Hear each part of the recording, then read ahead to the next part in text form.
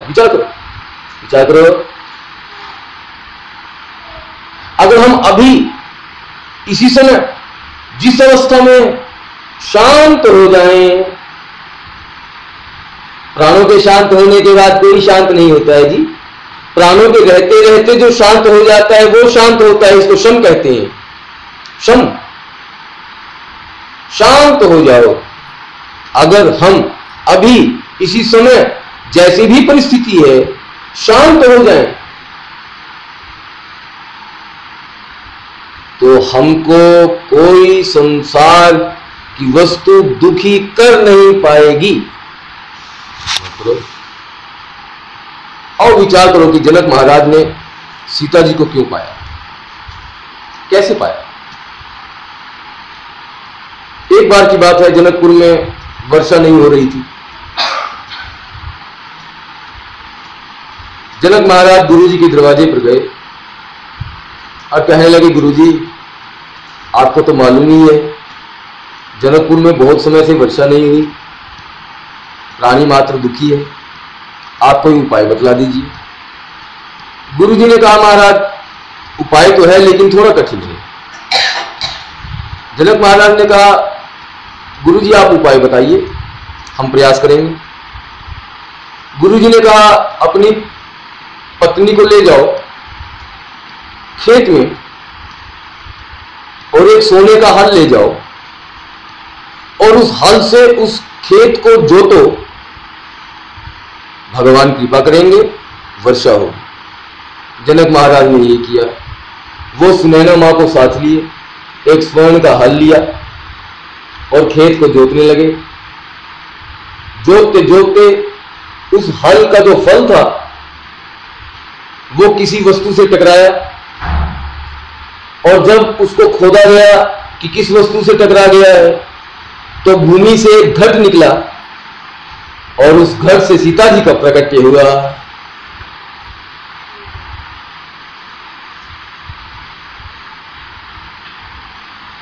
समझो वर्षा किसे कहा जाता है। बाहर के अर्थों में जब आसमान से जल बरसता है उसको वर्षा कहा जाता है, और आध्यात्मिक दृष्टि में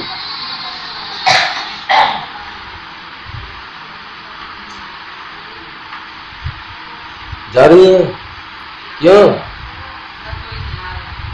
अच्छा कोई बात नहीं, बस बाकी ध्यान से सुनो। वर्षा दो प्रकार की होती है। संसार की दृष्टि से जब आसमान से जल बरसता है उसको वर्षा कहा जाता है, और आध्यात्मिक दृष्टि से जब भगवान की कृपा आप पर बरसती है उसको वर्षा कहा जाता है। जनक महाराज ने गुरुजी से कहा, गुरुजी वर्षा नहीं हो रही है, माने भगवान की कृपा का अनुभव नहीं हो रहा है। जनक महाराज ने कहा, सुनैना को साथ ले लो।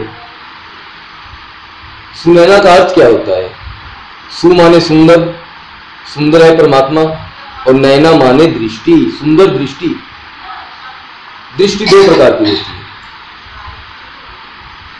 एक वो दृष्टि है जो संसार पर लगी है, और एक वो दृष्टि है जो परमात्मा पर लगी है।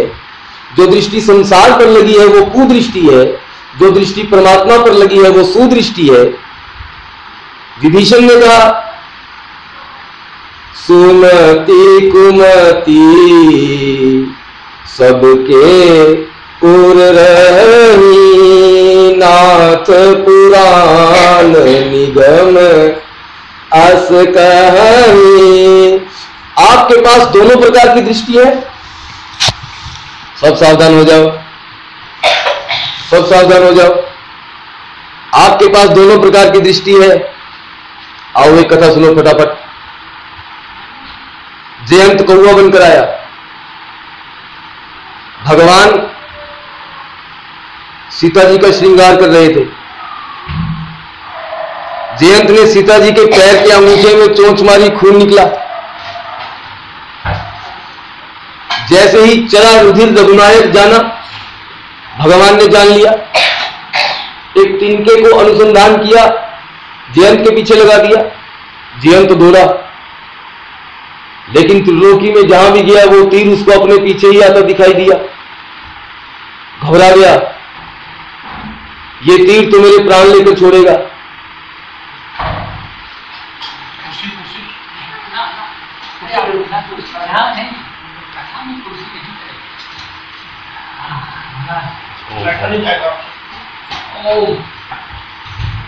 चलो सुनो,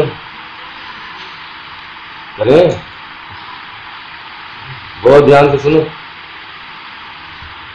जयंत कौवा बनकर आया, भगवान सीता जी को सजा रहे थे। जयंत ने सीता जी के पैर के अंगूठे पर चोंच मारी, खून बह चला, भगवान ने जान लिया, चला रुधिर रघुनायक जाना। एक तिनके का अनुसंधान किया, जयंत के पीछे छोड़ा। जयंत त्रिलोकी में गया, न इंद्र ने बचाया न ब्रह्मा जी ने बचाया। अंत में नारद जी मिले।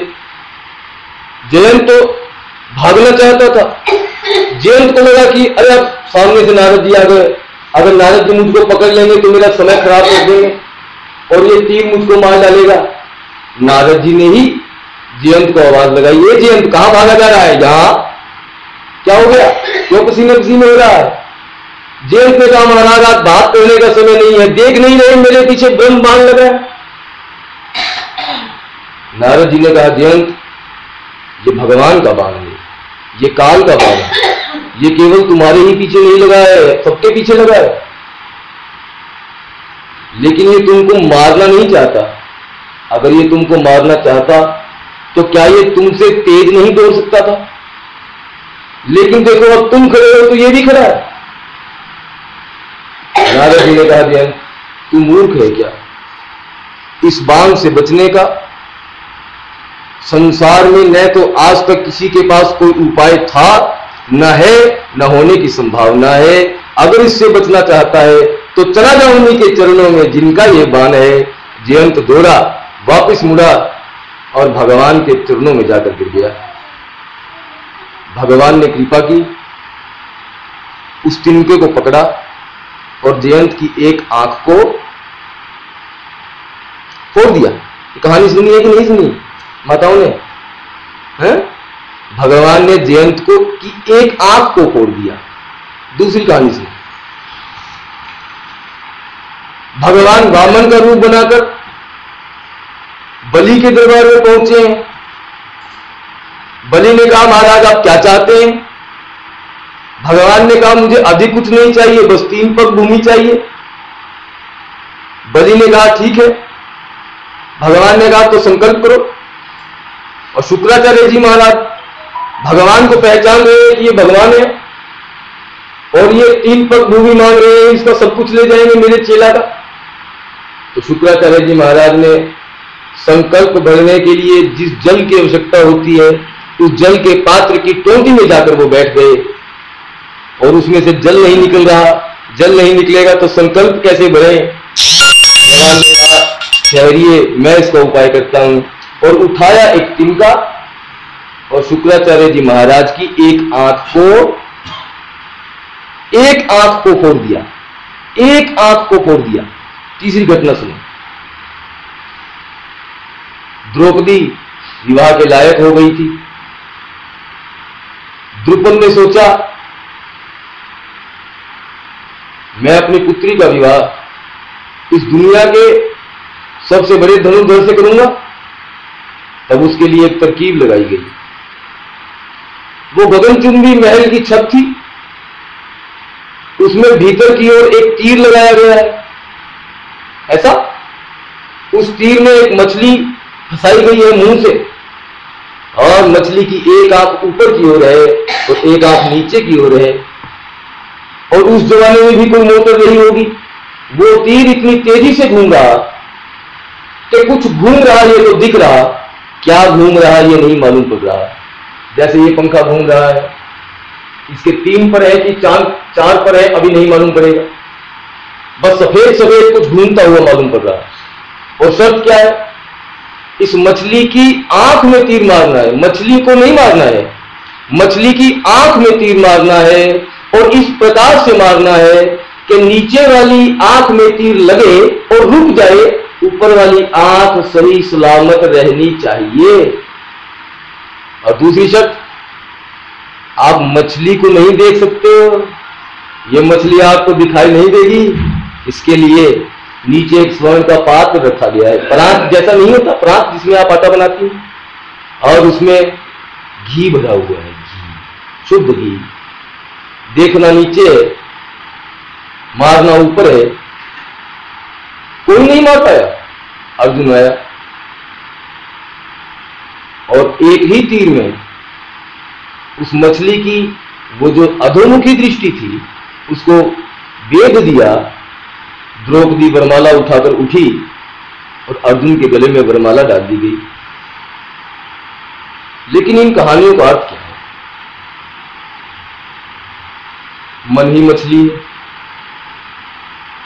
राम भगति जल मम मन मीना। मन ही मछली है। सबके पास दो दृष्टि है, सुमति कुमति सबके उर रही। नाथ पुराण निगम अस कहीं।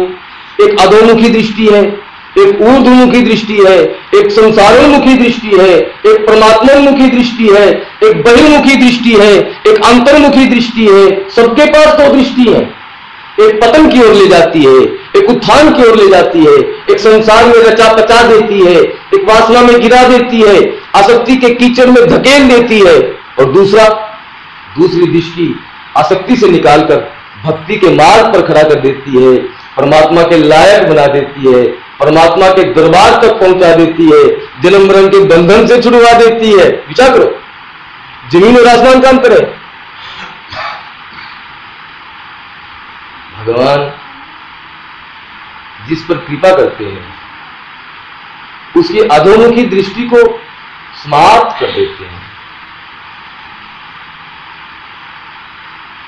और वो जो मछली थी ना, उसके मुंह में जो तीर लगा था ना, वो काम का तीर है, वासना का तीर है, इच्छा का तीर है।